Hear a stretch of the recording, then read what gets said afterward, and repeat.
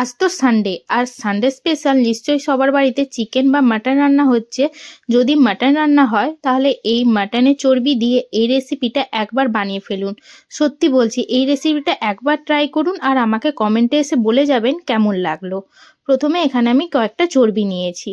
এরপর কড়াইতে তেল দিয়ে গোটা গরম মশলা ও অল্প চিনি দিয়ে ভালোভাবে নাড়াচাড়া করে নিলাম। এরপর কেটে রাখা পেঁয়াজটা দিয়ে পেঁয়াজটা লাল করে ভাজা হয়ে এলে আদা রসুন আর লঙ্কা বাটা দিয়ে মশলাটা ভালোভাবে কষে নিতে হবে। এরপর পরিমাণ মতো হলুদ গুঁড়ো, লঙ্কা গুঁড়ো, স্বাদ মতো নুন দিয়ে মশলাটা কষে নিতে হবে। মশলা ভালোভাবে কষে এলে এরপর টমেটো কুচি দিয়ে মশলাটা আরও কিছুক্ষণের জন্য কষে নিতে হবে। টমেটোগুলো গলে এলে এরপর কেটে রাখা আলুগুলো দিয়ে আরও মশলাটা আরও কিছুক্ষণের জন্য কষে নিতে হবে। ভালোভাবে কষে এলে এরপর চর্বিগুলো একে একে দিয়ে মশলার সাথে চর্বিটা ভালো করে মিশিয়ে নিয়ে এরপর দেখতে হবে যাতে চর্বি থেকে তেলটা ছেড়ে আসে। চর্বি থেকে তেল ছেড়ে এলে এরপর আরও কিছুক্ষণের জন্য কষে নিতে হবে। ভালোভাবে সেদ্ধ হয়ে এলে চর্বি আর আলুগুলো এরপর গরম মশলা গুঁড়ো ও ধনেপাতা দিয়ে নামিয়ে নিলেই রেডি আমাদের এই